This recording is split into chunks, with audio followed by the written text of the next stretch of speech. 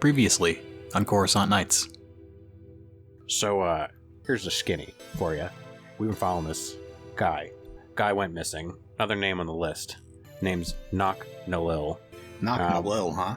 We've known about Nock for quite some time, but Nock's not an easy fellow to track down. They're a Claudite. Carp looks down at this information and sees that there is one place on this map. So there were little places that it looked like they had been to these places. And one place is standing out as like it's been marked. It is an important place. And it is all the way down on rock bottom. It's a place called the Crescent Theater. So Afka says, so I'm pulling up some info from that comlink you grabbed. I'm looking at places he's gone. There's one place that I can cross-reference here. It seems like it's his house, his apartment, his loft, whatever it is, the school, and then there's one place that kind of stands out. It's a little weird. It's all the way down in rock bottom. I don't know why a guy like that would go down there. Yeah, Afka, that does seem like an outlier. It seems like an odd thing for our friend Addie to do. Let's get an average computers check. Okay. That is 2 success and a threat. This place is a very old, very abandoned theater called the Crescent Theater, and it is currently owned by Future Forward Galactic. Well, if I've learned anything tonight about what Future Forward Galactic is doing, I think I can make a lot of assumptions about what might be going on at the Crescent Theater, and they're not good assumptions. Well, here I go. And he continues down towards rock bottom.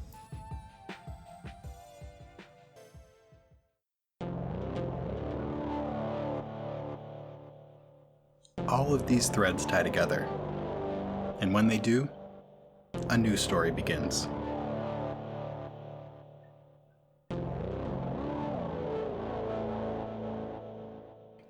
Yeah, he makes it to the bottom, and Raleigh follows.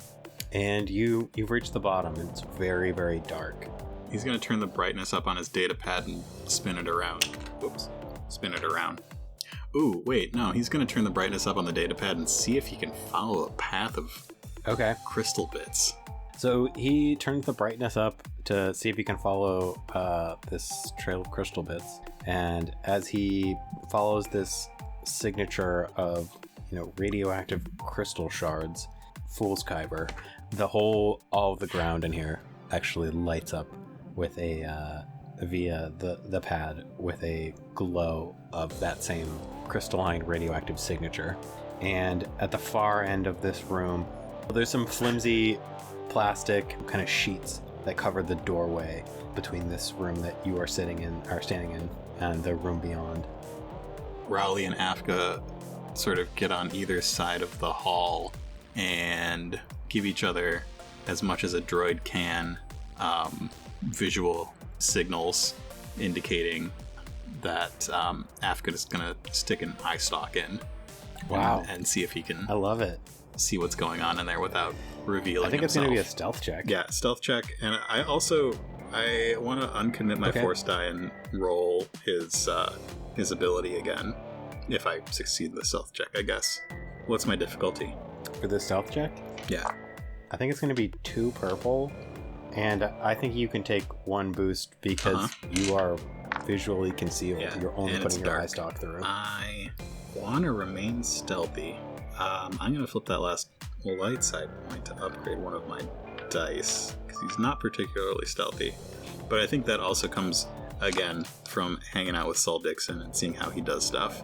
Even though Saul's not particularly stealthy, being a giant man. Part Saul, part Detective Hollows. 1 advantage. I don't think your eye stalks are long enough. Okay. I mean, you tell me what your advantage is. Yeah, no, he doesn't... He can't do it and remain stealthy. While here's what I'd like my advantage to be, is that I want to roll his sense ability before failing that check. I guess you did fail because you didn't succeed, which would mean that you failed in being stealthy. Yeah. Which mean that you're about to be caught. He would like to sense, like, simultaneously trying to be stealthy and sense who is around. And that's a force check. Yeah. Yep. This seems a little like a long reach. Okay, so then what it's going to be is that he gets caught, but Rowley doesn't. I like it. I actually like this better.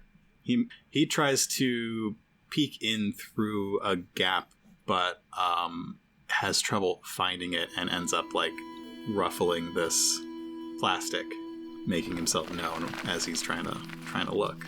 And clumsy Afka gets a little bit caught in it and just comes through on the other side. So Afka stumbles through this flimsy plastic sheeting and stumbles into this room, and it's bright with a bluish green glow. There are tabletop beds covered in short crystals that Afka, I think, would instantly know are the Fool's Kyber. There are some dark-looking machines projecting kind of a wavy light onto them, and there are also some tables covered in equipment and tools, and looks like there is some experiments and things being built in this room. I think it's probably maybe about 30 by maybe 50 or 60 feet towards the back, and this all is underneath that fueling station. Afka entering this room alerts at least one person to his presence, and he hears a voice that says, "Who is that?" And Afka says, "The intern?" Wrong answer. There aren't any interns. Show yourself. Okay. I kind of almost pictured Afka falling onto the ground. Can but you see who's talking? Like, oh yeah, okay. So he's on his hands and knees, and he like slowly stands with his hands up. So this guy he's got kind of a slicked back, light blonde hair and dark clothing. Can he be wearing a jumpsuit, like a plastic Breaking Bad jumpsuit? Yeah, he's got a dark navy blue jumpsuit. It's got some cables and cords coming off of it, and one glove is like a very thin plastic, and one is a little bit larger and more substantial. It's made out of some black kind of plastic and metal. And he says, "What are you doing here?" "I'm an inspector. I was sent by the place that inspects fueling stations." This is a fueling station, right? That's unfortunate for you, I'm sorry to say. Okay. So what do we do here? What's going on? I'm gonna have to report this.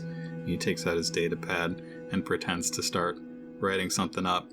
You've got growths down here. I can't believe this. This is against regulations. I'm gonna have to go get my boss. As you're saying that, he is clicking a few buttons on a table, and at the center of this table is a rectangular dark black object. And as he clicks these buttons, the top half of this rectangle rises up off of the bottom and reveals a kind of a blue glowing crystal. And as he clicks these buttons, this blue crystal sort of starts to spin in air, and you kind of hear like a humming, buzzing noise, and it starts off actually very loud, and then it sort of starts to fade and sound more normal. And he says to you, "Leave here and never worry about what you've seen." And I think that you need to do a resilience check. What do you think about this? You can make me do a resilience check. He's not going to pass it, though. I'll flip and upgrade your difficulty. Let me upgrade. I should give you 3 and upgrade 1 to red. That's what I'm going to do. Yes. Okay. Can I add my force die?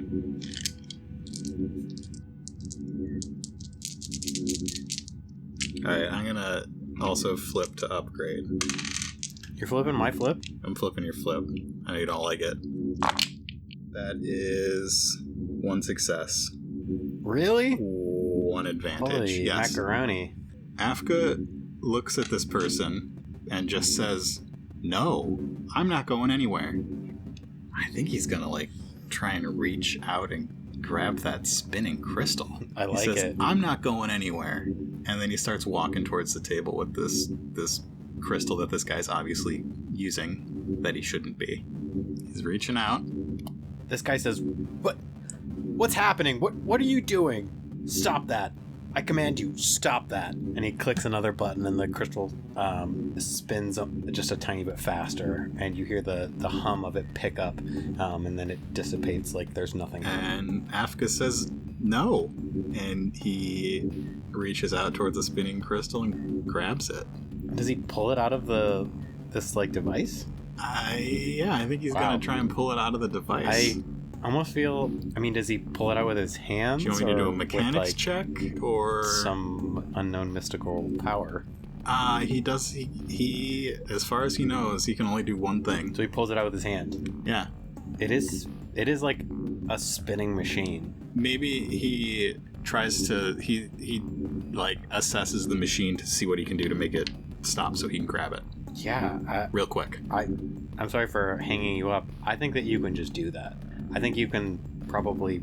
Afka can push a button and just stop it. Yeah. So he like there's a maybe a toggle because it's Star Wars, but like toggles.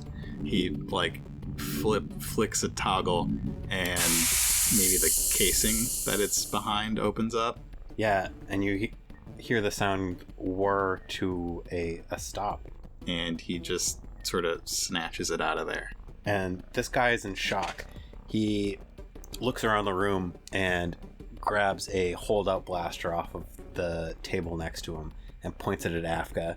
And as soon as he does, pew! Rowley shoots the blaster out of his hand. So as soon as Afka touches the crystal, he is like pulled into the Force in a way that he has not really touched it before, and like he feels like he's downloading information from this crystal. And he actually rolled 2 dark side. He can feel his own fear in the situation. This guy just had his holdout blaster pointed at him, and the whole situation he's in is weird right now. But he can also feel the littlest bit of the light side. And so he reaches out to that and is going to use sense to see who else is in this space. Okay.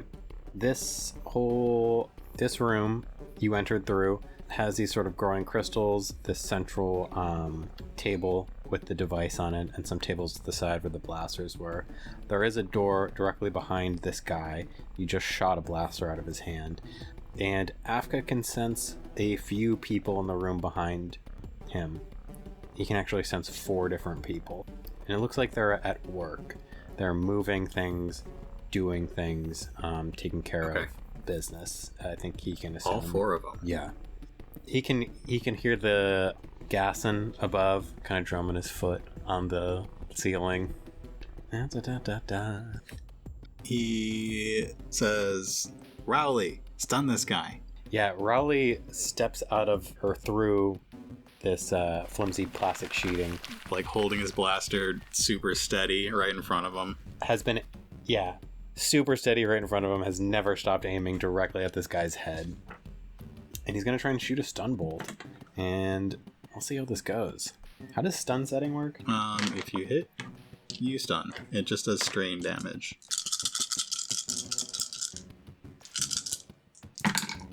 Alright, and he got 2 successes, 1 threat, and one of his successes is a triumph. I think he did it. Yeah, I think he so. did it. Stun noise. Nails this guy. Guy goes limp on the ground. I think that maybe some stealth checks need to happen just to see if the 4 people in the other room notice. Am I scrutinizing again? No, Let's do it. Let's fail this. You need to pass. It's not going to happen. Are you bad at stealth? I'm terrible at stealth. How difficult? Let's make it 1 purple and a black because someone just got can shot I in the add other a room. boost to it because there's a door? Yes. I think it would be very generous. A success and an advantage. All right, you were stealthy. The 2 of you were stealthy. Afka says to Rowley, all right, this guy didn't turn into a lizard when you stunned him. That's not our guy. Keep your blaster set to stun. There are 4 people behind this door. And Afka takes his blaster out, pocketing the Kyber. How are we going to... This room is filled with evidence. Are you saying we should clear the building and call for reinforcements? No, we're going to do this ourselves. It's only 4 of them. There's 2 of us. You're good with the blaster. I have one. They never stood a chance. All right, they don't know we're here. So we're going to use the element of surprise. You kick down the door, assess the situation. If they're dims, stun them. If they're not, well, we're going to let them go. You want me to dispatch them, correct? No, listen. Here's the plan. You're going to bust down the door, quickly assess the situation. If they're dims, stun them. If they're not, we're going to let them go. You want me to stun the enemy. Fair. But only the enemy. Fair enough. All right, let's begin. And Afka, sidles up on one side of the door. Raleigh kicks the door in and does a scan. I would hope that Raleigh would keep his weapon lowered until he sees a threat. And I think all of them are in fact dims. So let's roll some initiative. Hopefully this won't be too arduous. 2 successes, 3 advantages. That's good. Let me roll Raleigh. So this is going to be cool, which is presence. Cool He presence. stinks. You got 1 advantage. He just doesn't have presence. And if they were like goofballs, their presence doesn't get. If they don't have a cool check, it does not get upgraded, right? Yep. Oh, Yep. Raleigh stinks. They stink worse. Great. Afka's got the first turn. He does indeed. So I think Rowley kicks down the door and just shouts, "Dims!" Yeah, and do you want to go or Rowley? I think I kind of I think Rowley should go. He's going to stun some people.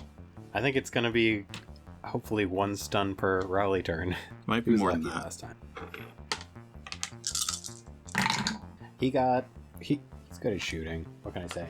He got 2 success, 1 threat, and a triumph. So Raleigh busts in and says, Dims. and goes, and takes 1 out, hits kind of 1/2 of one of these guys with this stun bolt, and kind of sends him limp on the ground. The other 2 pick up weapons and charge at Rowley. What do you want to do with that triumph? Did he make it really easy for Afka? Yeah, I would like to do that. You can pass on a triumph as an upgrade. Okay. I'm trying to think of a good, fun thing to do. So I'm already passing this triumph to Afka. Is there anything that you think I should do that would set him up to own? Yeah. Well, I think so. 1 guy's down on the ground, and so that's where his upgrade comes from. He's an easy target, and then maybe So I'm imagining that Rowley came in from the left side of the door, and Afka's coming in from the right. So maybe Rowley moved in and then got to the side so that Afka could get a clear shot.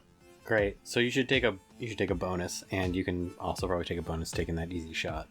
Okay, so Afka moves out of cover into the door and first aims for that dim on the ground, and the little blue rings shoot out of his holdout blaster. He's gonna deal 1, 2, 7 damage minus the 4 of their soak, so 3 damage. So that's 11 of 20. That's that second guy. And then I'm going to take 2 strain to take a second maneuver, and he's going to duck back behind the door to make it more difficult for them to hit him. I think that tracks with his personality. And then it's the dims. So here's an interesting thing, a weird thing I've been thinking about. So the dims don't really use blasters. Is that a thing? Not often. Sometimes. Okay. Well, here's the weird thing. I think that this might be a weird crew of dims that hasn't really shown up before, or maybe they're more related to the dims that we never saw in the Skorlix story arc. And I think the science guys. These are some science dims, and I think they all use what's the word? I wasn't actually thinking of Evernote, so I was thinking electro. Like shock glove. What was the kind thing of I said things? earlier? Oh, stun batons. Stun batons. Okay, And that's that what all makes these dudes sense. have. They're related And- to the shock gloves that one guy had Yeah. way back when. Made sense to me. So, Afka's down behind this. Is hidden. Yeah, he's just outside the door. One of them's gonna fly themselves at Raleigh Okay. with a shock baton. And I'm gonna flip because I want to give you one in your court. And they throw their shock baton out at Raleigh, and Raleigh's a little bit too fast. It's almost like Raleigh is constantly processing twice as much information at the same time. I think that's actually like Raleigh's blessing and his curse is that he has two brains processing the same information at the same time, and can have one arm shooting people and the other arm catches a shock baton in midair as it's traveling towards him. And the shock kind of pulses through his body, but does no real damage. So Raleigh's in the middle of it. Raleigh should take the next turn. He catches that shock baton and just takes the other hand and turns it towards this person that he has kind of subjected and fires.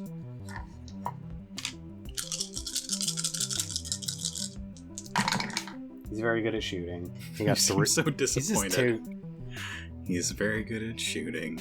I'm not used to people being too good at combat. So he got 3 successes, and he does 9 damage. It's 12. 19 out of 20. Okay, and I also got a triumph. Oh, So okay. this combat's over. He grabs the shock baton and shoots a stun bolt and sends this guy flying into the wall. And I think he grabs the shock baton is still in the hand that grabbed it, even though the guy's not.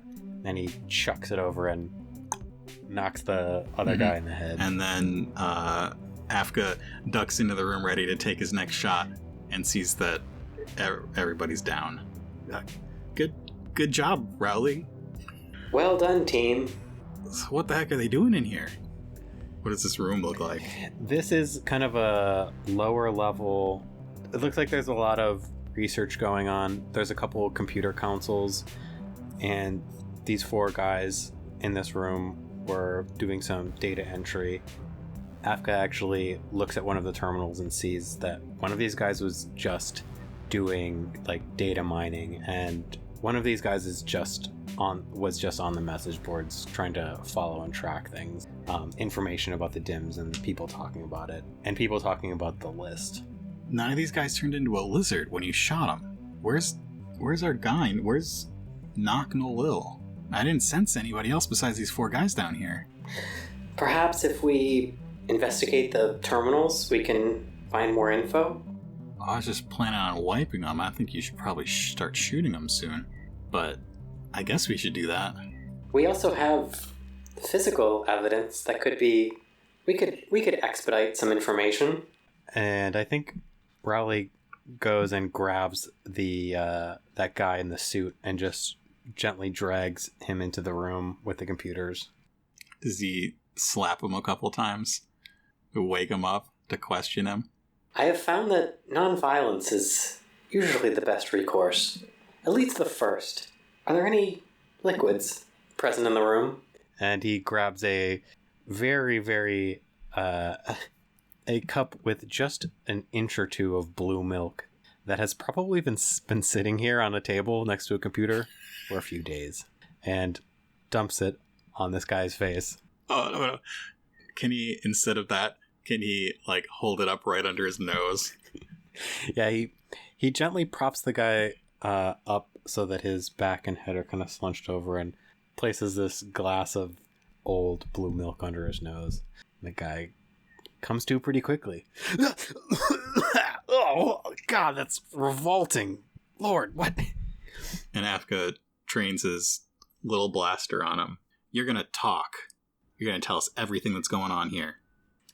There's nothing you can do to me that they're not going to do 10 times over. Why should I talk to you? Who are you even? What? You have no idea what you've stumbled into right now. You have no idea what I'm capable of. does the name Afka Ronkles mean anything to you? And Afka holds out a hand in sort of a squeezing position towards him. The things I could do to you. I think you should do a coercion check. Sure. How difficult is it on this guy? I think it's going to be at least... I think it's going to be 2 purples, and I think probably a black because he does know about you. I mean, the list is just names, so can I have a boost? It doesn't actually say what the people on the list can I'm do. rethinking this. Maybe he doesn't know that much about you, but he does know that you're kind of a nerd. He's been following you on the internet, following it. So yeah, you're gonna get the black, but yeah, you should take I'm a gonna boost. do an upgrade with the flip, with a flippy flip. Oh, have you rolled that yet? No. I'm gonna actually flip, I'm thinking and I about want more to turn one of boosts. those into a red. Okay. Can I have a boost because we just handed him his butt? Okay, yeah, I think he's sweating a little bit. He's bluffing. 4 successes. Wow. So yeah, you threatened him. And he sort of totally in his own brain starts feeling his throat close up. What are you doing here? We're doing research. What kind of research? We're trying to replicate these force powers, okay? And we've done it successfully. You took someone yesterday. Where is he? He's long gone. We got what we needed out of him. Good luck finding him. Where did you take him? There's no way I can tell you that. All I can tell you is that he's gone. And you'll never find him. I can't believe we found him. Carp's airstream is shiny and silver in the darkness of Rock Bottom. Rock Bottom is the bottom of one of the large avenues that crisscross Coruscant. So it is one of the few places that, while you're still 1,000 levels down from the surface, or from the top levels, you can actually still, at a distance, see the sky. And you see, as the airstream parks, you see the little pack of pod racers go by, probably for their last lap. And knowing Carp, she probably parks the airstream a good distance around the corner and a few blocks down from the theater. Yes, and then I Seem insist on zigzagging our way to the actual theater. Okay.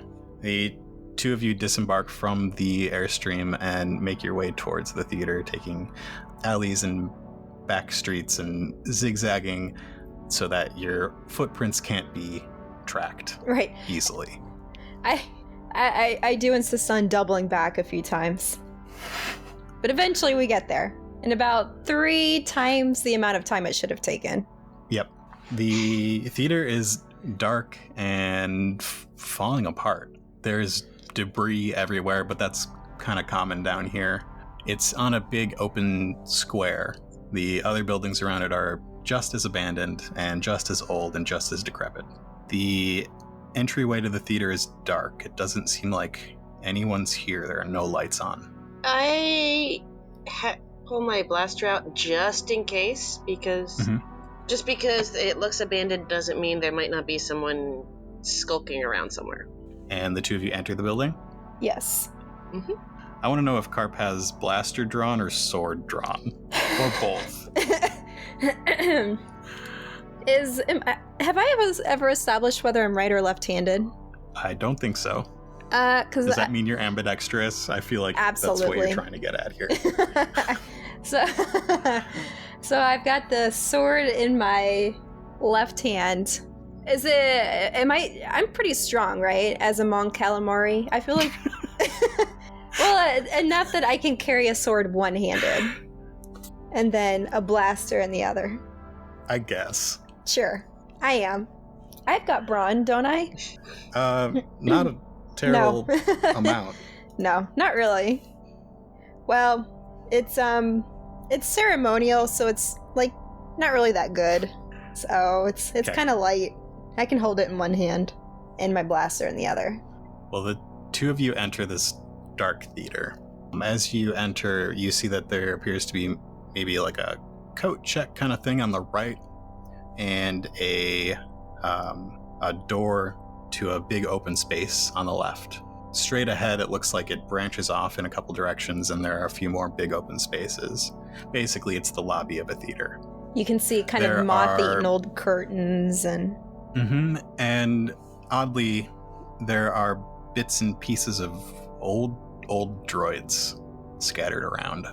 Nothing for Carp to worry about because they don't look like they work. They don't look like they've worked in a long time. I'm not overly sympathetic to see all of the droids scattered about. Some of them are like slumped in the seats, almost like they'd been watching a show. Are they? Or they just happened to fall that way. I like the image, okay? Sure. Yeah. So, you're here. This place was clearly important. Do you have any idea of where to go? The map did not get any more specific than the theater itself, correct? That's correct. Well, let's just What would you like to do? poke around here. And I usually I feel like anything hidden would not be around the lobby area. It would be kind of backstage. Secrets always feel like a backstage kind of thing. So I kind of hop up onto the stage itself and start peeking behind the curtains. Well, you're not necessarily near the stage yet. So you're in this lobby area. To your left, it looked like there was a small stage. And as you move in a little bit further, it looks like there's a big open space that was the main stage. But if you were to peek in there, it sort of looks like a bomb went off and then a ship drove through it. That sounds about right for rock bottom. It's a bit messy. There's no ceiling right now. Okay. Off to the right of that space, there was more of an open atrium.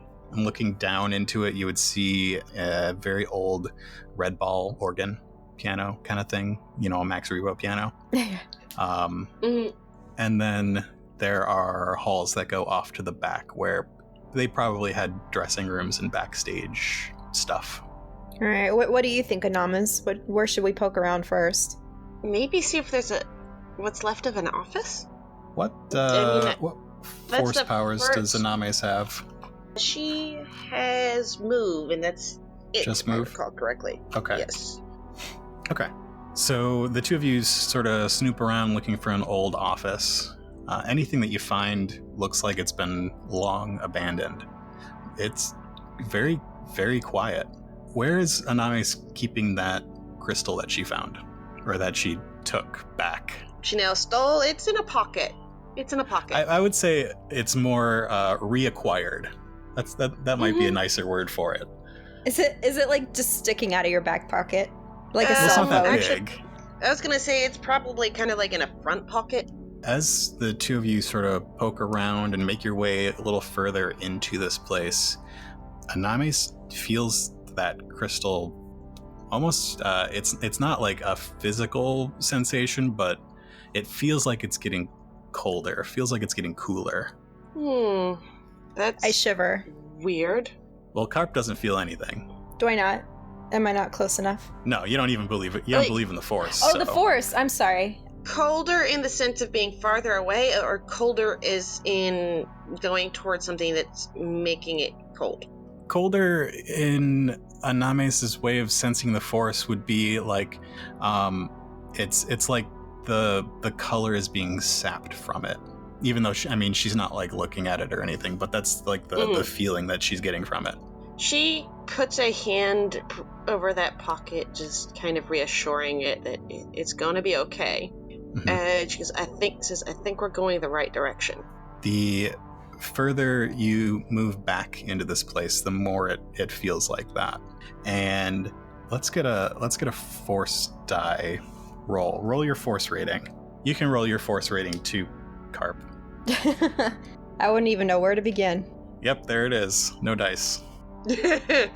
Well, Okay, so as the two of you move further and further into this place, that feeling that you're getting from that Kyber crystal sort of emanates out into space. This place is dark. This place feels like it's sapping the color away from the edges of your vision. And as you get to the back of the theater, you pass some dressing rooms and stuff, and you end up in this prop room. And there are like these ancient, like deteriorating mannequins in a couple different species, just like hanging out in a corner, and old sets that are covered with moth-eaten, rotting fabric. And you spot a door.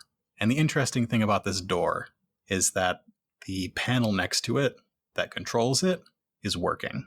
And it is probably the only thing in the space that has a light on. She opens the door. It's locked. Oop. This sounds like it calls for Carp. This calls for Carp. She was about to say, hey, Carp, it's locked. The computer calls for Carp. So I kind of swagger up and hook into it. Okay. And Let's get I hack let's it. get a roll. All right. Is this my second computer's check already? Yes. All right. Yeah. So you're rolling yellow, yellow, green, green, right? Uh-huh. Let's do 3 purples. Do you want to flip a light side point to upgrade one of your greens to a yellow? Nope. You have so many light side points. No, thank you. I can always get more. You have 6. Mark. But I don't The game's have almost all. over. Is it really? You'll never get all. Yeah. No. I'm good. Just because I know it drives you crazy. Let's see. I'm not even going to argue for a boost. Let's see how this goes. A failure. Well, I guess we have to go home now. No. There's another way to go about this, and she takes her lucky blaster and shoots the thing. Does that work? You shoot the door, and Star Wars door logic. It whooshes open, and will be open until you fix it. Yeah, that's never gonna happen. Oh, wait. What if we need to slam it shut behind us? That's a great question. Oh, well. Or, we can trash the place on our way out again. Try and sabotage whatever they're doing. We don't know if there's even anybody here, but there's usually somebody on the other side of a door, so... Alright, I've got my sword now, so it's fine. Alright, so I have this, like, I don't know yet how to walk with a sword. I don't know how to hold it the right way, and so I've just got it, like, pointed straight out, and I'm sort of, like, crab walking along in a crouch. I'm also kind of imagining you holding the sword in one hand, but then also you have your blaster in the other hand that is just, like, pressed up against it, like you're trying to hold the sword with 2 hands but also trying to hold a blaster. Anamis looks at you like, no, that's not how you, that it doesn't, that's not going, you're not going to be able to use it effectively that way. Here. And she holsters her blaster real quick and adjusts your stance and how you're holding the gun, or the sword. Okay. And your grip. All right, so how am I holding it now then? You're holding it more upright, but more of a guard position instead of straight out. It's like a skewer. It's raised a little bit. Yeah, it's not a skewer. It's you're holding it where it can actually block something if someone takes a swing at you. All right, thanks. And definitely, definitely got an improved grip that you can, it's not going to be flying out of your hands at the first swing of anything. If I cannot fall over. The door whooshes open into a staircase heading down. The walls of it up here are just regular Duracrete walls, but it looks like about 10 feet in when it gets down past the floor, they appear to be carved out. It looks like emergency lighting up around the ceilings, just like little red lights here and there to light the stairs so that you don't fall down. And you can't really see a light at the end of the tunnel. And there's that kind of subterranean feeling that almost clammy that you immediately get as you start descending into basements and carved out spaces. It's damp and cold, but it's oddly clean. So I'm pretty happy then, aren't I? It's like the opposite of That it's damp? Snoober's. Snoober's. What's his establishment called again? His terrarium? His terrarium. It's called Snoober's. His dry aquarium. Mm-hmm. Carp might be comfortable in the cold damp, but the cold brings with it a sense of darkness for Anames. It's not just cold, it's not just damp, it's dark side down here. Anamis starts shivering a little bit. Not very perceptible, but yeah. There were places down towards the bottom of the Jedi Temple where you could feel a little bit more darkness than other places, but this is more than any other place that you've felt. And the two of you head down the stairs? Yes. Yes. Which of us is going first? Are we side by side, or is one of us? I feel like I'm taller, so I follow along behind so she can see. Okay. Yeah, I was gonna say if there's not room for side by side, Anamis is probably going first, knowing her. So Anamis heads down first with her blaster in front of her. You get about halfway down, and there's a little landing. And at this point, you can see below you that there is a light ahead. She turns back and whispers as quietly as she can. Someone's up there. Someone's at the bottom. What? Oh, crap.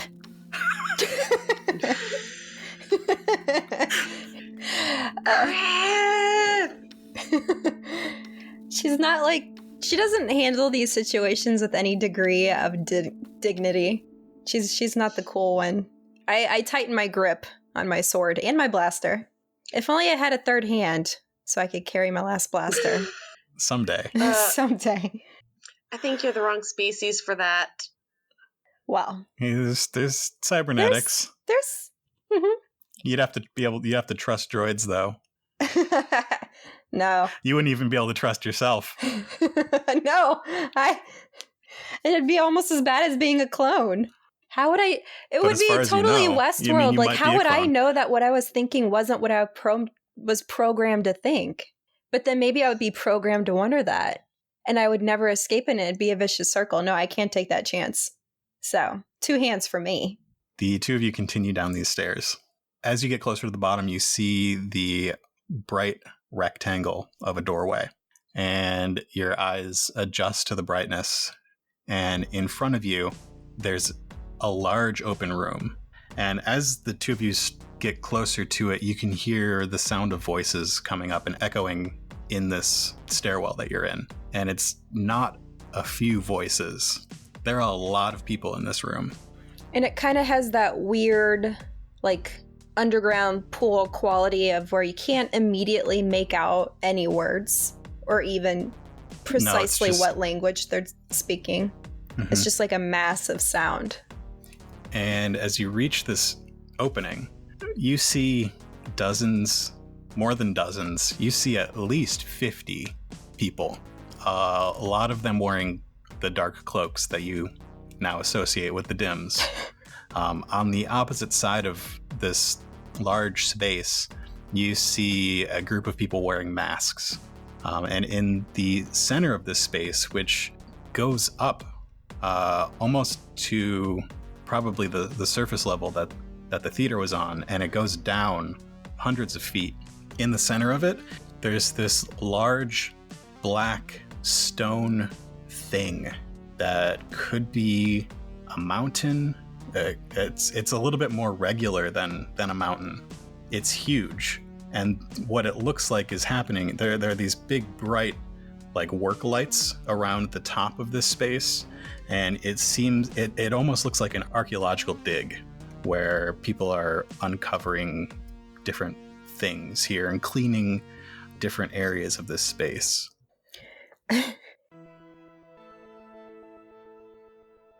We'll screen wipe to right in front of the Coruscant Theater. It is very old, very abandoned, very dark down here. This is one very old, abandoned, dark theater. I am guessing that by now Park has swapped his outfit for his nightcat outfit. That happened 2 wipes ago. 2 screen wipes ago. All right, fine.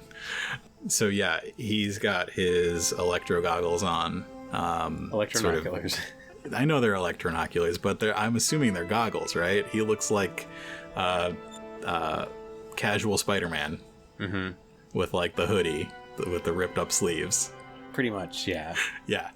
So yeah, he's got those on and he can sort of look around this place. Does he go in? I don't know if he's going to go in the front door. Okay. On the way down, since you did come down from above, the center of this place, the ceiling looked like it was caved in. It might be a good entry point. I think he is going to get to the roof and try and go straight down through the cave-in.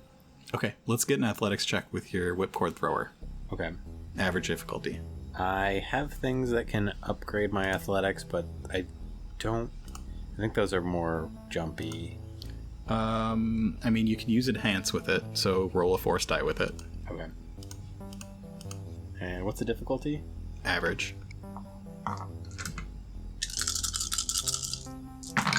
Okay. 2 successes, 1 threat, 1 dark side pip. Okay. Do you want to use the dark side pip as an advantage to cancel out the threat? I don't think I need to, Okay. but then I am going to get 2 threats. Okay, you're still successful. That's fine. So you got 2 threats? Yeah. What does it look like when Park does this? So I think he actually approached the theater from kind of the ground level. Mm-hmm. So he whipcords himself from the ground to some scaffolding on the theater, and then whipcords up a little bit higher and kind of slingshots himself up into the air. You can get a really good vantage point of the caved-in roof. Okay. And he's going to kind of do a controlled fall towards his entry point. Yeah, as he hit that scaffolding, it was sort of a loud impact, and some of the metal bars holding it up fell down. Great. And you're making a controlled fall into that hole. Yeah. I would like either an athletics or a coordination check to do a good job of falling into that hole without hurting yourself. I'm going to do athletics. Okay, and I want to do an average check, but with a setback because you are falling into an unknown dark area. You don't know what's really below you. There's a little bit of light coming up from above you, and yeah, so you've like the roof of this place is illuminated, and that's sort of screwing with the settings on your electronoculars. Okay. The roof is illuminated, but the place below it is very, very dark. Okay. I can also add a force die because of my enhanced powers. Yep. I got 1 success, 2 advantage, 2 light side pip. Okay. 1 success, 2 advantage, 2 light sides. You want to use the light sides as more advantages? Sure. Okay. So what does it look like when you pass through this giant gaping hole in the roof? As you get closer, you recognize that it has actually been blown out rather than caved in. I think that Park free falling into darkness it's kind of this has been It's a little bit of a metaphor, really. Yeah. I think it's one of the more frightening but also more freeing things that he's done this evening to allow himself to do. And I think that he kind of like puts trust in the Force, basically. He's learned that he has this weird ability, this connection, and he grabs for it. He like reaches for that connection, maybe more consciously than normal. Yeah. Can I also say can I like use that as like a jumping off point for like a future roll or something? Can he like fall and kind of as he's falling he's almost like branching these webs through the building, as like distant or as vague as they may be. What do you mean? Like, he's sort of reaching out with the force into this building? Yeah, I mean, I'm latched on to this, like, metaphor of these kind of strands that he was, like, when he was underground and was finding people and connections. Yeah. Roll a force die. Okay. 1 black. Mm-hmm. Okay. So, Park lands in this sort of... Is it another superhero pose? Of course. It's gotta be. Uh-huh. He succeeded in his fall, so it's gonna look cool. So he lands. He seems to be on kind of like a stage. Or what was at one point a stage. It's very precarious. That looks like the whole floor of this room has been blasted out. There are bits and pieces of droid, bits and pieces of old chair, old stage. It's like both a bomb went off in this place and a ship flew through it. And as he lands, he sort of feels that web. And there are like 2 points of brightness that are connected to him right now. And then a massive web of darkness below him. 2 points of brightness. I'm actually going to say there are like 3 points of brightness, and one of them is fleeting. One of them is smaller, further away. Okay. These are like connections with people. Yeah. Is he able to identify who they are, who he's connecting to? No. Okay. So many dark below him. Yeah. This is a strange and unusual place. I'm sure that there's a very interesting story here that I'll never know. Never. There's no way to know it. Picks up the head of some droid. It's ancient, like an ancient skull. Yeah, kind of tosses it aside. And it clatters on the broken bits of stage. Can I look for... I should do a perception check. Should you? For what? Maybe a way down? Or maybe something in this room that seems out of place. I mean, everything in this room seems pretty out of place. Yeah, so it's a mess in here, but there is still an upper balcony with multiple exits. There are still multiple exits to your left, to your right, in front of you. The stage looks like it's been blasted, and there is a sort of void below you, too. I think he's probably going to continue on down the void. Okay. Yeah, it's dark down there, and it's dark not only, like, visually dark, but those webs. It's dark down there that way, too. Mm-hmm. The 2 connections that you have to the brightness are moving quickly along one edge of this large space that you're in. Moving quickly? That means they're close. They are close. I mean, maybe Park should meet these webs, these like things that are connected to him. He's gonna page Afka. What's going on?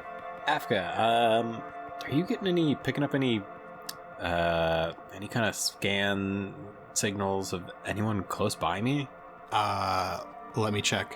What are you looking for? Just comms or something? Comms, any kind of signals? I don't know. Maybe that basilisk from earlier, or somebody. Maybe they're close by. Okay. Yeah, sure. He starts typing. You hear some typing through your comms. There are a lot of people there. Okay. Like, there are like 100 people there. That's a lot. Can you just give me one more sentence about that, and I'll know everything I need to know.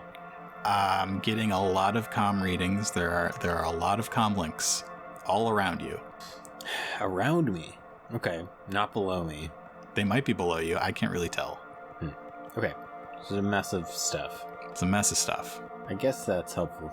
All right, anything else before I take the plunge, the proverbial and physical? I'll let you know if something else comes up.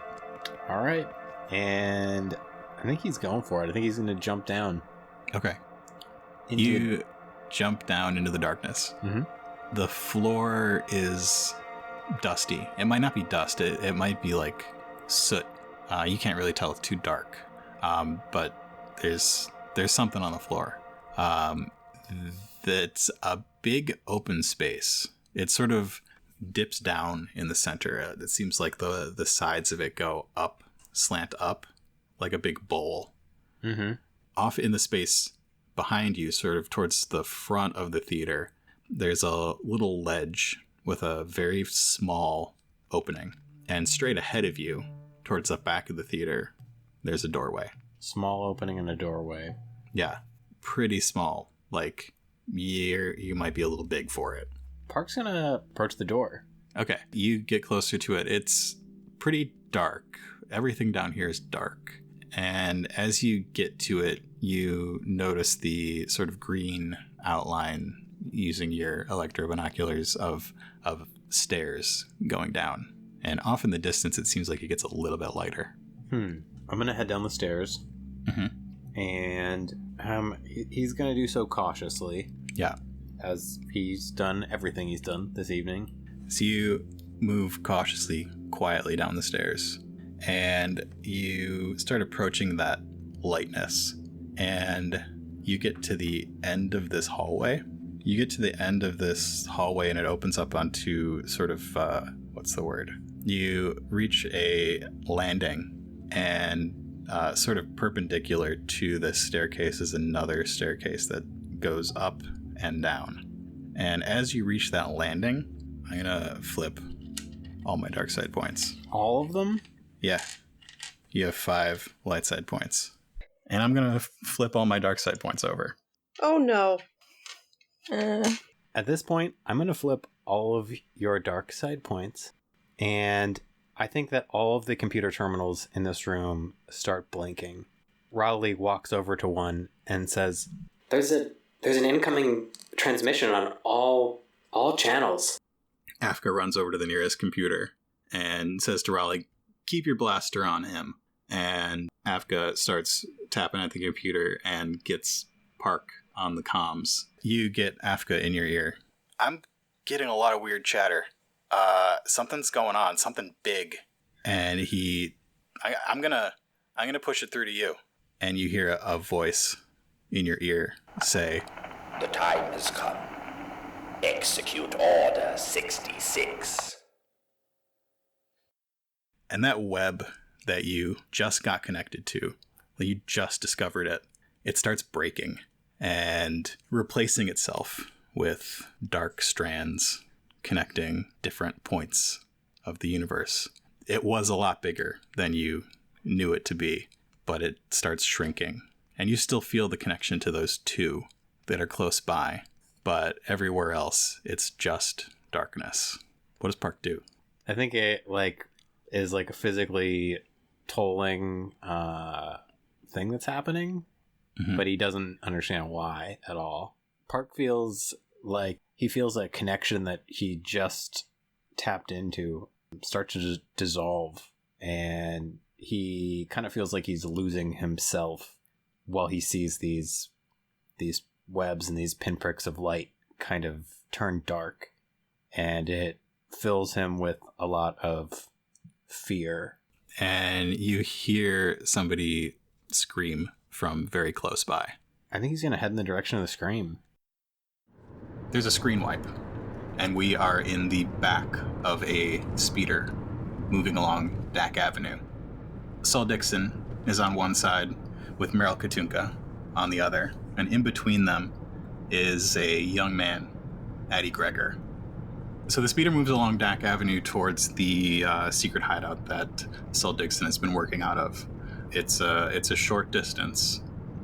As you move along, it's quiet. Meryl's got a little bit of time to think to herself. Saul's not been quite as talkative lately as their first encounter or two. And as they move, something changes. Just a couple days ago, Meryl realized that her abilities may be more than just her physical abilities.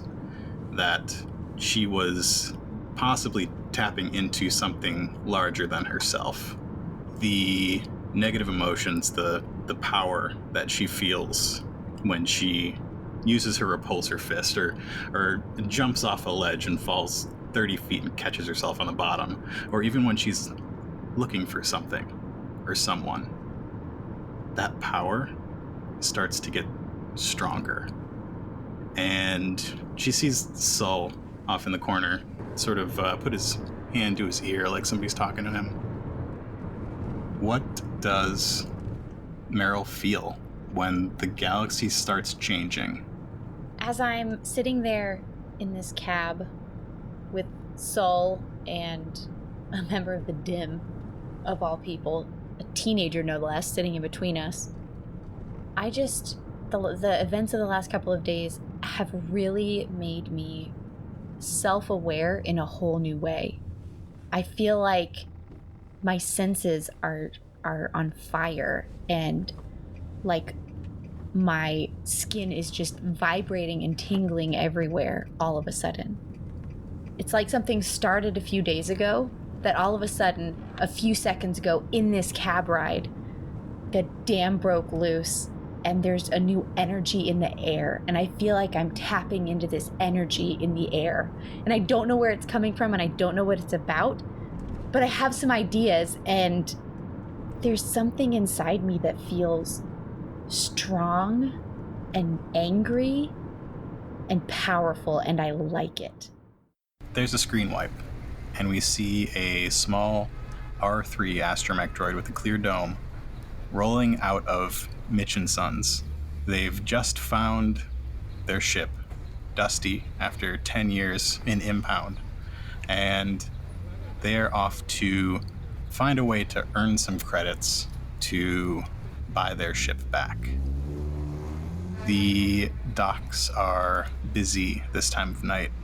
Ships have been coming and going. Lots of clone ships have been coming and going.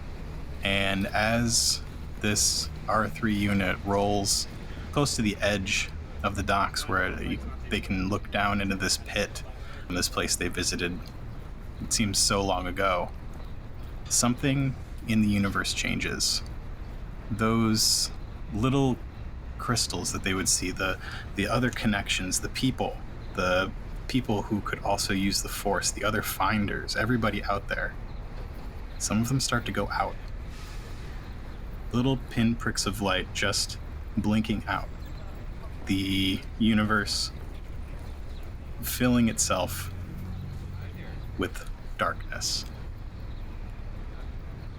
As he's rolling around in his new chassis, to everyone else it just looks like a malfunctioning droid, but he kind of does the R2 warble because he's still working on his voice modulator, and he just gets that almost like he powers down, like the bright future that the finders were out there looking for is gone.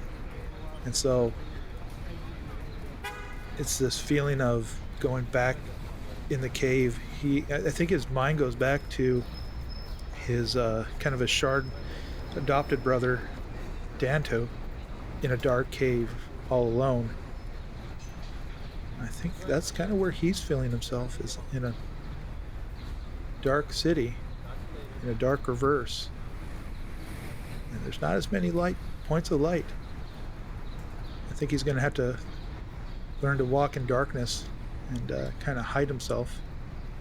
I need to hide. And there's a screen wipe. We see DJ Mystique.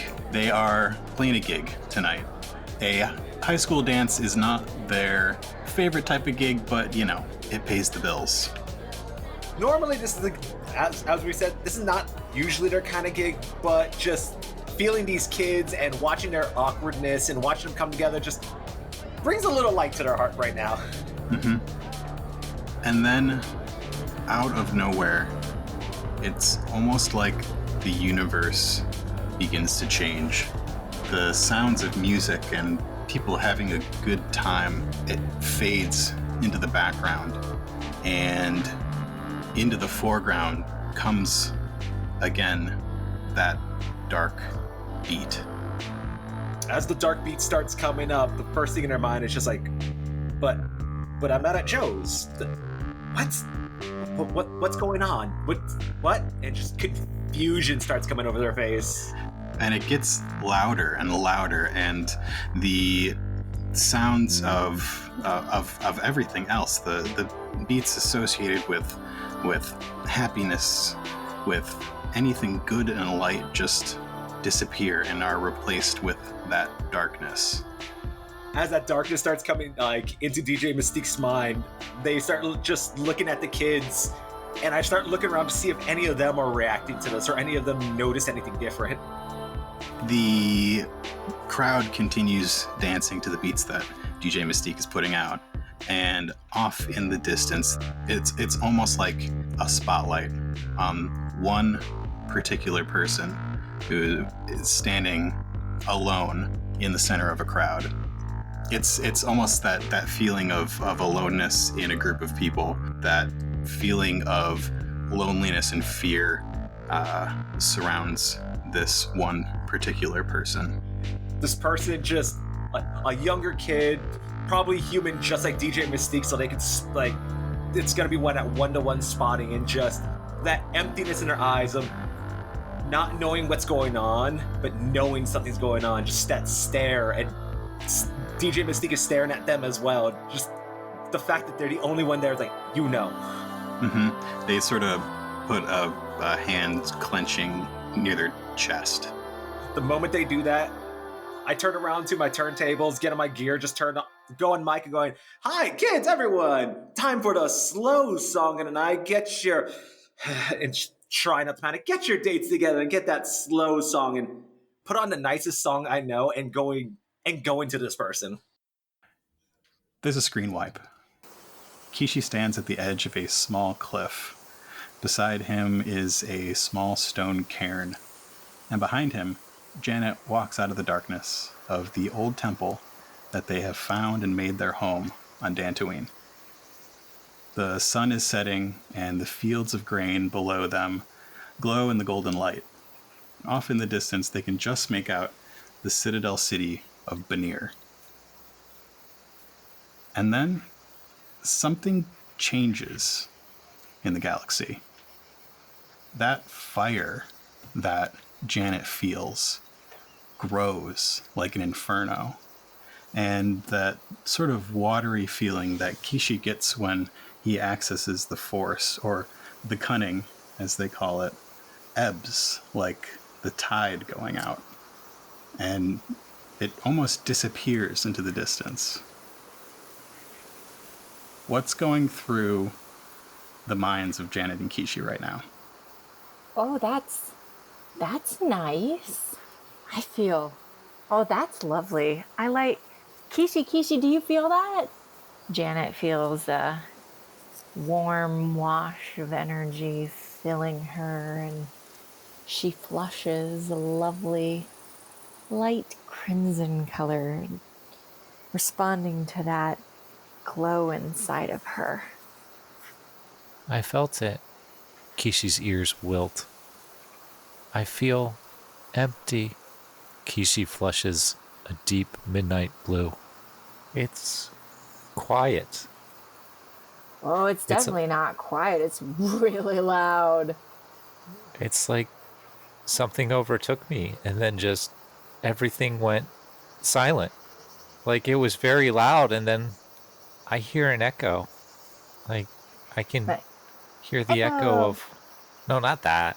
Oh. It's like when the wave hit, it was loud and overwhelming, and now I just hear this kind of resonance. It's just so different for Janet than it is for Kishi. The power that Janet feels when she uses her cunning, it's there. It's all over the place. It's surrounding her. And for Kishi, it's just sort of quiet. It's gone. And even that echo fades. What are Kishi and Janet going to do next? Kishi, he looks around, and there's like a plant that's slightly wilted. Mm-hmm. And he tries with all his might to send force energy into it and revive it. And it is so much more difficult than typically is for him. And I think maybe you get the littlest bit of revival, but that's it. Janet, I think whatever it is, it left me. Janet and Kishi talk it over for a short while, and then they begin to feel something else close by, something that is present for both of them.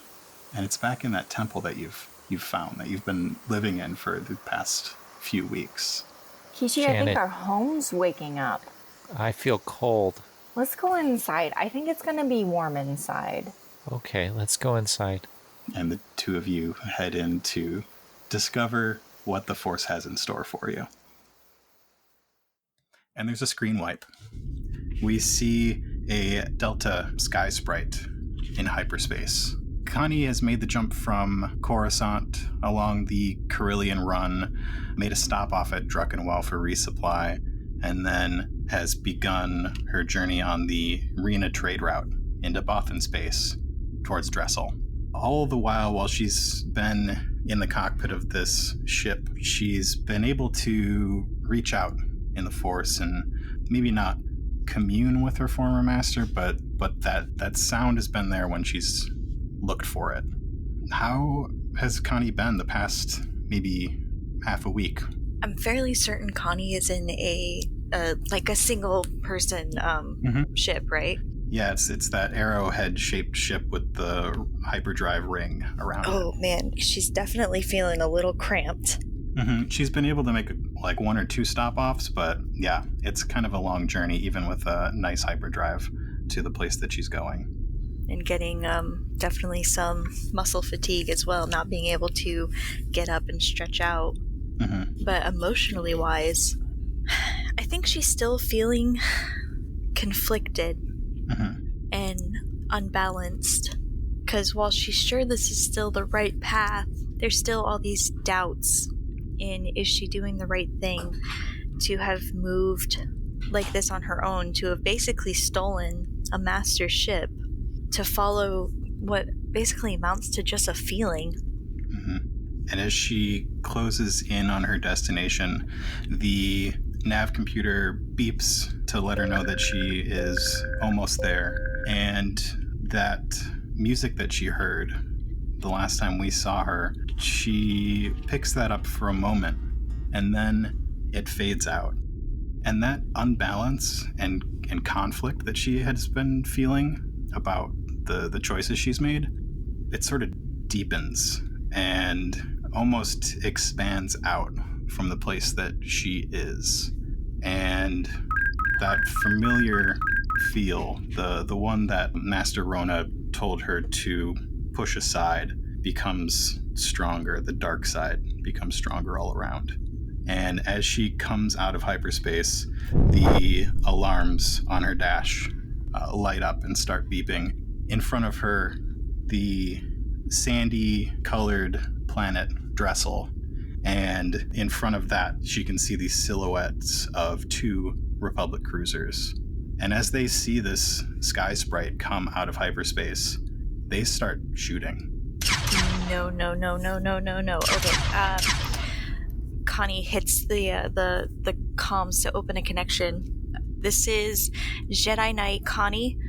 Definitely Republic. Definitely shouldn't be shooting at me. Oh gosh, this is where I'd say insight check if I was playing D&D. I think she would have that insight, her connection to the Force. Something is going on that she is aware of. The dark side is stronger than it should be. The dark side feels so strong, and it's not right that clone troopers would be trying to take me into custody or firing at my ship. And Dressel is right there. And I can't hear the song anymore. It's quiet. All you can hear is the rumble of your ship's engines and the echoes of the laser bolts that flew past your ship. We've been ordered to take you into custody. Slow your approach. Our tractor beams will do that. His voice is cut off by the sound of a lightsaber. Connie, run! For a moment, you swear that was Rona. Go! I shut off my communications, and I take evasive action to get planetside. As Anames gets to this opening, there's this sort of hastily built catwalk, because you know how I feel about catwalks, all around this space with a couple different levels on it.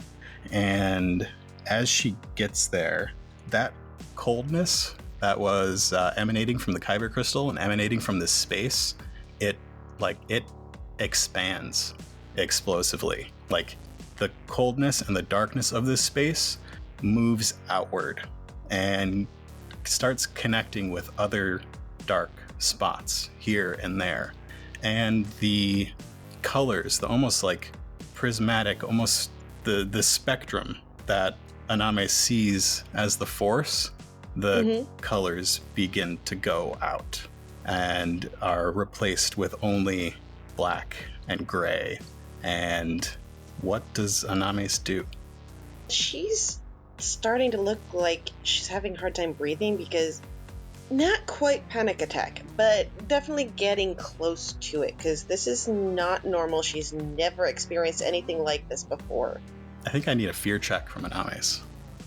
So that would be what? Cool, resilience? Cool or discipline? Cool or discipline. I'm gonna go with discipline then. Okay. I'm going to make it daunting. 4 purples. I would like a setback because of where she is, and a setback because of the sheer number of people that are now in front of her. Can I add my force riding to this? I don't think you can. Not for this one, because it's not really there. Oh, wow! Okay. A success and 2 threats? I thought for sure I'd be getting, like, negatives exclusively. Yeah, that is a surprisingly good roll. So what does Aname's do? She stops and backs against the wall, and she's just breathing very heavily, just like she's trying to catch her breath, somewhere between catch her breath and visibly trying to calm herself. I think it's sort of that feeling, yeah. Something's wrong. I don't know what they're doing, but something just isn't right, and it's bad. I've never felt anything like this. I think it's sort of that feeling it's like a mixture of the feeling when you haven't eaten anything all day and it just suddenly hits you and you get like dizzy, and she's probably even feeling a little nauseous, and Carp sees little beads of sweat start to form on her forehead. Is it? Like her forced blood sugar is a little low. Her forced blood sugar is gone. That's bad. The light side is not touching Aname's right now at all. And I think it starts to, as she like leans up against this wall, maybe she closes her eyes for a second and she can sort of reach out. So you reach out to those colors that you know as Master Jiva, and you can't find him.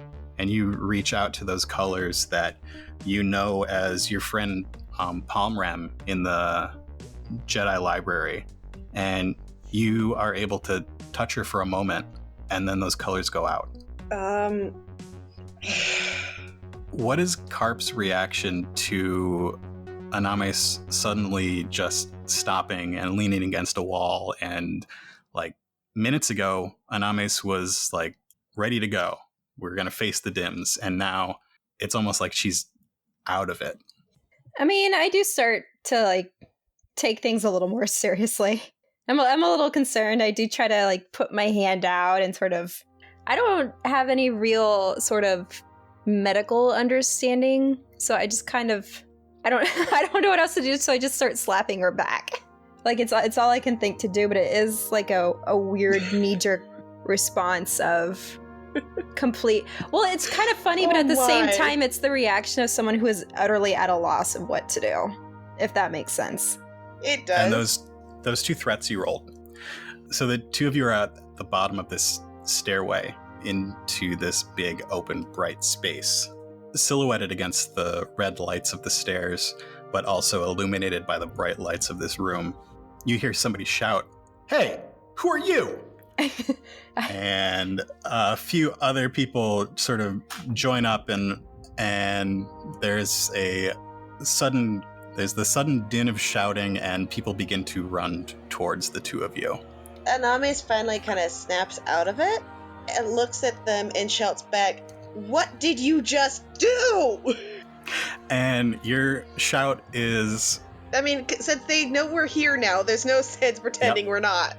Your shout is answered with a blaster bolt that hits the wall to the side of where you're standing.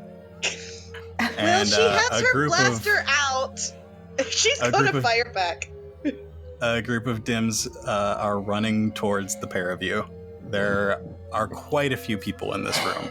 Probably more than the two of you can take. a little too many for my sword to handle.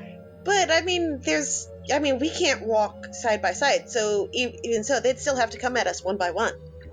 Okay, but I start running, and I start dragging Iname's behind me. She keeps shooting as she goes. Right. I'm just like, I've got one like big flippery arm around her, and she's just shooting straight up down the passage. Let's get a roll for Iname's shooting. I mean, you're in an emotional state, to say the least. Yeah. What's my difficulty? Let me see. Also, I think I'm gonna flip. Okay. Since I have all the light side points now. All right, so you flip, and I would like to actually make this since I don't want this to I don't want combat to go on forever, so I'm going to actually make it a contested roll of you shooting versus them shooting. We'll see who comes out on top. So it's going to be against a red and a purple. And I was trying to think if there's any way I could argue myself a boost for myself, but I'm afraid I'd end up There's a really good Star Wars base boost for you. You've got the high ground. True. Really? Okay. Yep. Everything completely canceled out. Just completely. So Anamis is shooting down the staircase, and Dims are shooting up this staircase, and blaster bolts are just hitting the walls and the stairs and everything except the people shooting them. And the two of you make it to that landing that's about halfway up. And as you get there, you didn't notice it on your way down, but there is actually a second way out of this space. The landing actually runs, it's got a hallway that runs flat, no stairs. And you see somebody come barreling down that hallway. You only spot the pair of green lenses as they come down the hallway, and they do sort of a jump and flip over the pair of you into that landing and use some sort of so they do this sort of jump flip over the two of you. The ceiling's just tall enough that they can sort of do that gracefully. They land on the other side in sort of a hero landing. Right. And they punch forward with their right hand and their left hand, and as they punch, this sort of liquid rope shoots out of either side. What is going on? The lead Dims are tangled up in it and sort of fall back against each other. And he looks at the two of you and he says, "Hey, I don't know who you guys are, but we got to get out of here right now." Carp's not really sure what to point her sword at. But he doesn't seem to be trying to kill them, so... Does he look at all familiar? Maybe to Carp. Wait, say that again. The description fits somebody that has been talked about on the message boards, who you know of as the Rakazak. I was right! Wait, I'm a little bit lost. That's who I was thinking of. Do I have space amnesia? You've not met this character. Okay, but Carp immediately knows who he is, right? Carp has heard rumors of the vigilante known as the Rakazak or as Nightcat, who has been seen around Little Onderon, and this person fits that description. Oh man, You've been around Little Underwood. That's where Anames lives. That is true. She would probably at least you may have know heard of rumors him. of a vigilante. Yeah. What are you waiting for? Run! You know, he's not always taking down bad guys. Sometimes he's just directing traffic, but she knows he's good, so we just follow him. He told the two of you to Anames run. is willing to follow, but she's still shooting over her shoulder. Especially because whoever this is, she's not leaving him to fight him alone. One of the shots goes close to him and... Whoa there, buddy. That was close. Keep practicing. You'll get me one day. And Anames and Nightcat sort of fend these guys off, and Park's whipcord thrower has tangled a few of them, and it's getting harder for them to sort of get out of this little staircase that they're in, and they're clambering over each other, and the three of them have the opportunity to run. Yes. Does Anames recognize any of them? It's dark. They all have hoods. I think it would be difficult to recognize any particular one. I'll roll for it. Okay. Roll. I feel like are you actively looking, or are you looking while you're running?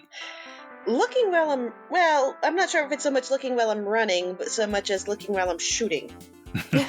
Okay.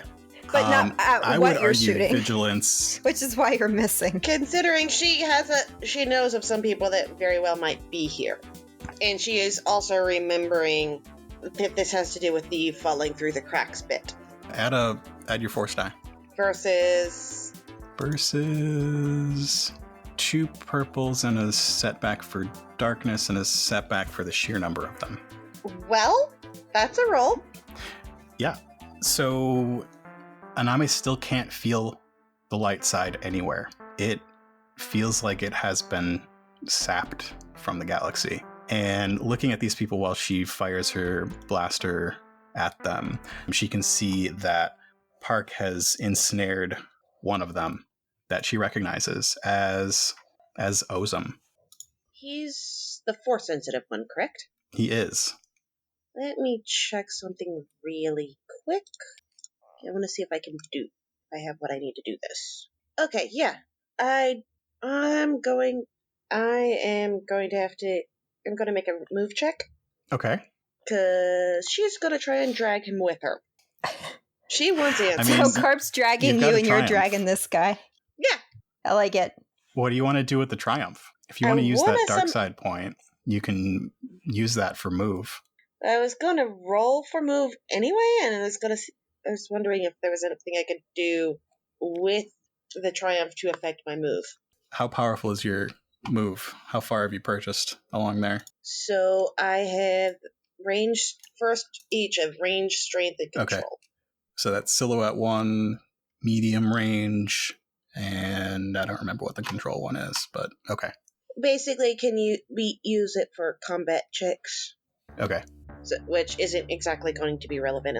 Well, actually, it might be, because she might toss him along with her. Toss him overhead ahead of him to try and knock him out.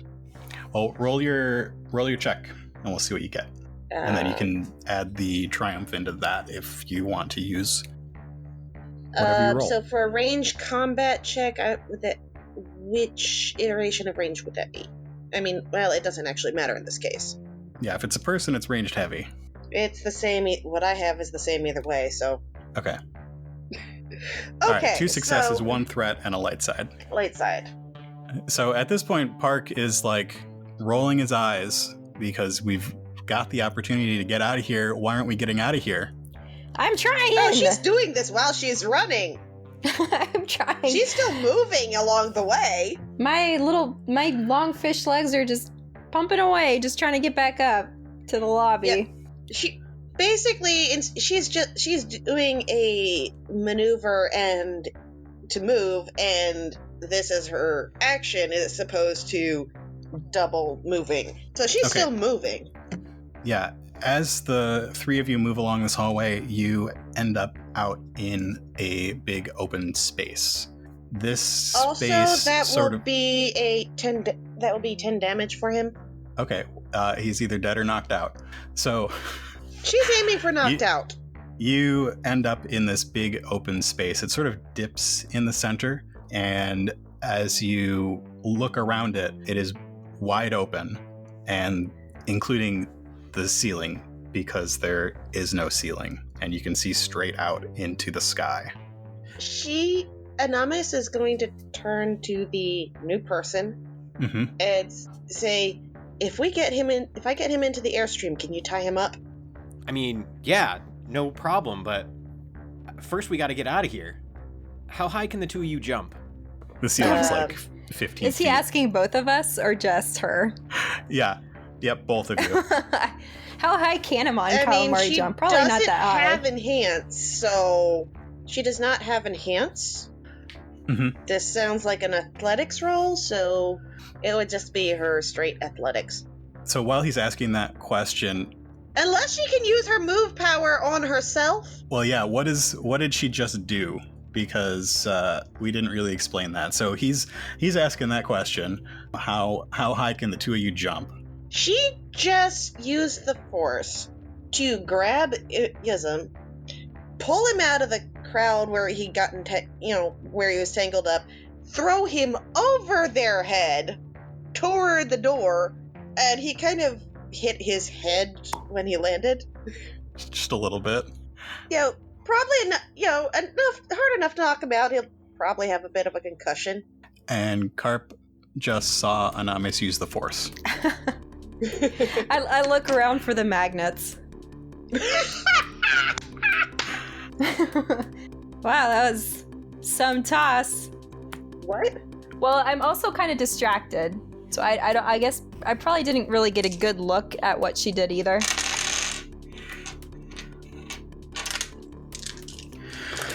Park does have enhance. So Park sees the two of you doing whatever it is you're doing, and he just grabs Carp around the waist, and then he grabs Anamis. And then he just jumps and takes the two of you with him up through this hole. And the three of you land on the edge of what used to be a stage. I'm going to say that Ozum is, with a flip of my dark side point, still down in this pit. And if you want to grab him, you got to grab him. Or tell Park to grab him. Or you can tell Park to grab him. I'm grabbing him. Yeah, Park, grab him. He may have answers. And Park is going to do a check. All right, so Park absolutely grabbed him. So Park aims down with his whipcord thrower, and his new high tensile whipcords shoot out of his shooter and wrap around one of the cords that's already tying up Ozum. And Park yanks him up and says, "Alley-oop." Hey, someone want to come grab this guy? And Ozum comes flying out of the pit that he was in. At this point, Carp is still not really sure what's going on, but at this point, I just kind of sheathe my sword because it's just getting in the way. But I will find a way to use that sword, and maybe I take possession of this dude who's coming along with us for some reason. Ozum hits Carp with a little bit more force than Carp was expecting, and Carp's going to take a strain. Why? Because threats were rolled. What's that got to do with me? So the four of you make your way out of the Crescent Theater. You hear the shouts of the Dims coming from the back end of the theater and underneath the theater. And the four of you make your way through rock bottom, through alleys and around the corners of abandoned buildings, back to Carp's Airstream. You load Ozum in, and Park hops into the passenger seat, and he's sort of holding his head a little bit. And you see he's got his one of his hands pressed up against where his ear is, like somebody's talking in his ear. And you can hear him quietly talking as the two of you get Ozum situated and the Airstream ready to move. Park reaches up and activates his ear comm, and he is trying to open a channel to Afka, and he says to Afka, do you read me? Do you come in? Yeah, I'm here. What's going on up there? This is big. They're saying the Jedi are traitors. What? I don't know anything about this. How long ago did this start? Just minutes when that transmission came in. I felt like I didn't know what it was, but I felt like something happened. Yeah. This isn't good. I think things are going to be different now. I think our job just got a lot harder. Well, the Crescent Theater didn't get too much down there. We got one prisoner. I got him right here. We? Who are you with?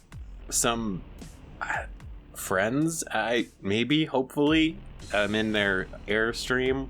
Where are you, Afka? We need to meet up. We have to come up with a plan here. Yeah, that's a good idea. I'm down by the docks. We should pick a safe spot and regroup, I guess. All right, send me your coordinates. Maybe these folks here will take me to you, if I ask nicely. All right, sending the coordinates now. Thanks, Afka. While I'm getting the Airstream in motion, I kind of throw him a very suspicious little look, and then I gun it. You can't see the look that he gives you because he's still wearing a mask. He's got his green goggles on over his eyes, but he gives you a look back. And as you gun it up into the upper levels, into the Coruscant night, you can see in the distance the Jedi Temple burns.